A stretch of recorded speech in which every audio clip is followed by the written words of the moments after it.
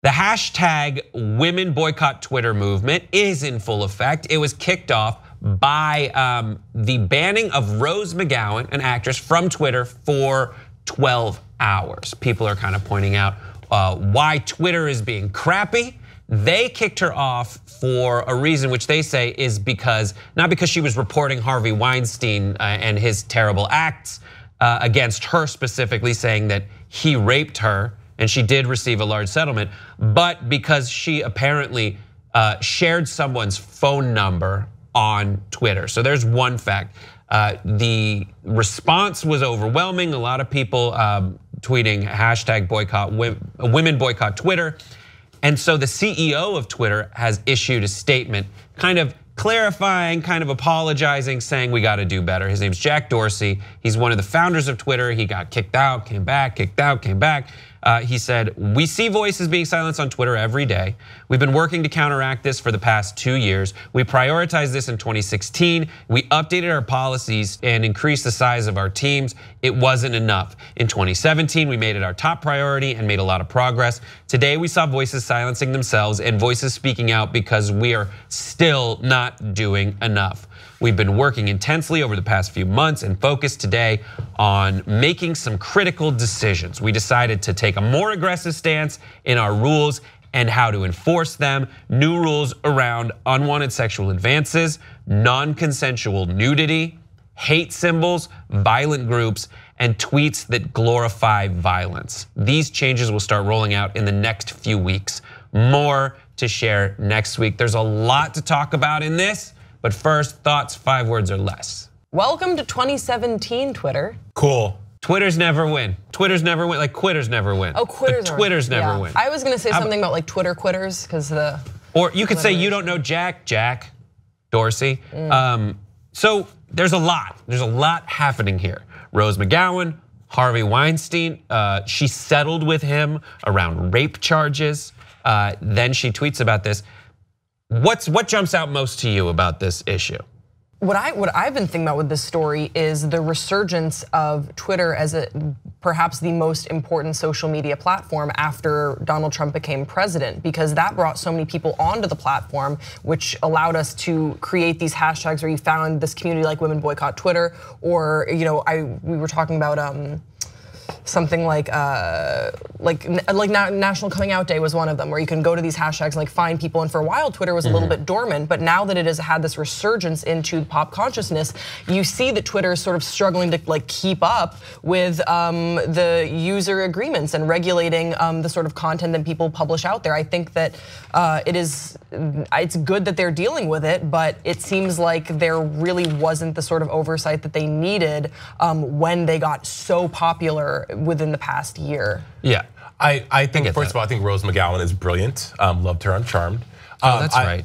I'm glad that she's not letting her voice be silenced. I think some people were thinking, well, by you not tweeting, by you being silent on Twitter, then it's like counterintuitive. Ava DuVernay had a very enlightening tweet that I've always felt about social media, as especially YouTube and Twitter, as a cesspool for racism, homophobia. It's disgusting.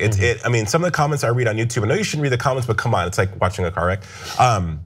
It just blows my mind how people just have the gall to say some of the shit they say on social media. And with Twitter, I think that's the perfect place to start with this, because a lot of people, including celebrities that are very famous, use Twitter to voice their opinion. So, but what did Ava DuVernay say? Ava DuVernay said, calling white women allies to recognize conflict of hashtag Women Boycott Twitter for women of color who haven't received support on similar issues. So she's saying that that they're allies to Caucasian women, but black women need the same due diligence. Like it's Rose McGowan, right?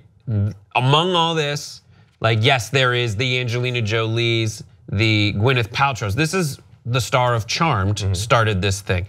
It would take a Gwyneth Paltrow level black woman to get this much support, is the argument, and passes the smell test to me. Yeah.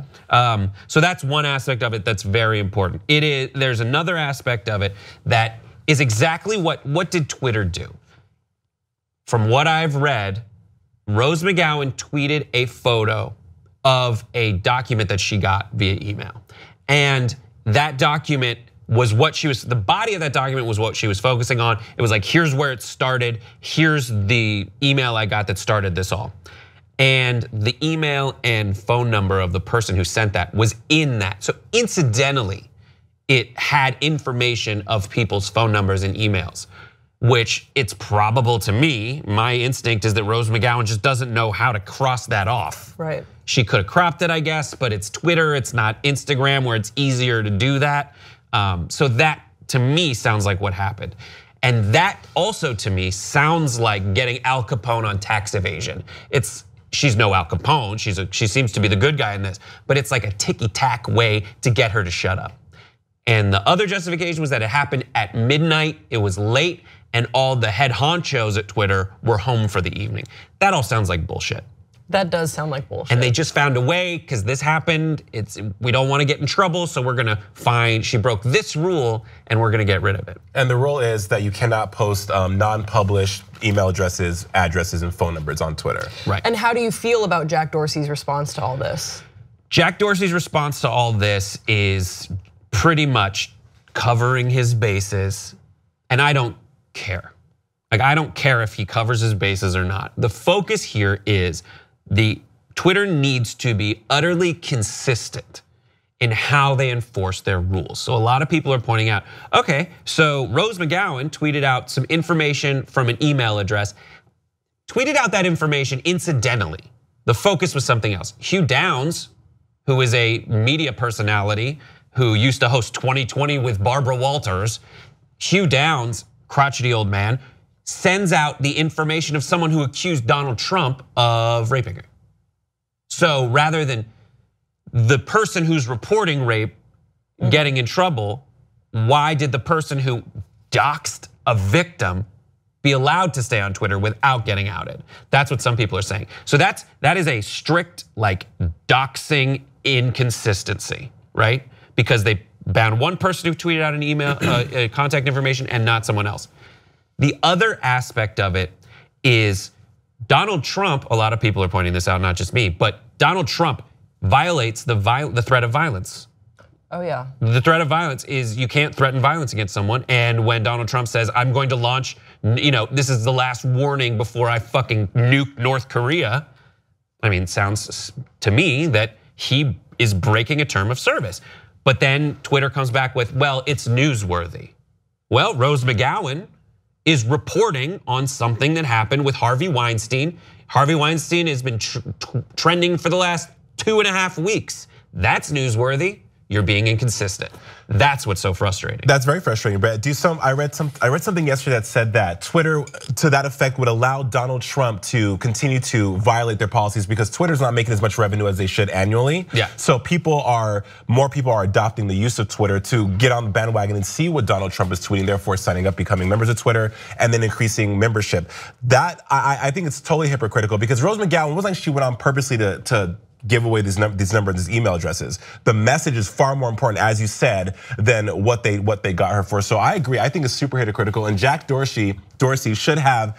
If I was him, I would have my response would have been like effective immediately. These rules are in place, especially if you have the power to do that within your corporation. Right, and I get it. Twitter. I worked on a show where we had to take every Twitter mention of a topic revolving around the presidential debate. And we had a program that funneled it toward us, and then we had to highlight the good ones and send them along and put them on camera. Oh my God. That was just one tiny subsection of Twitter, and it was like trying to drink from a fire hose. Like that's what it felt like. And this Twitter, it is a giant tech company, but it is going to be difficult for them to police everything since a lot of people are watching individually specific little things. There's more people who are going to do good searches to find inconsistencies. That it's more likely people will find inconsistencies than that people at Twitter will find every inconsistency. Right? I feel that they could create some kind of software that could police that though, because even back in the 90s, when you're right, but that could do it better than what it's doing now. Because like I said, YouTube, I'm shocked that YouTube hasn't figured out a way to combat and police some of the stuff that people write on YouTube, which is. But you also need like the freedom of expression, the free marketplace of ideas, and I think both two things can exist, and that's what Twitter is sort of trying to figure out. I think what's frustrating for us as consumers on the website is that like it feels like they're not making the progress in the timely manner that we would like. I feel like we haven't grown since what we were talking about with Twitter during Leslie Jones and Ghostbusters. So the easiest way to do it, I think, is make it consistent with the law. And I think they probably have come up with these terms of service after much deliberation to say this is what our rules are.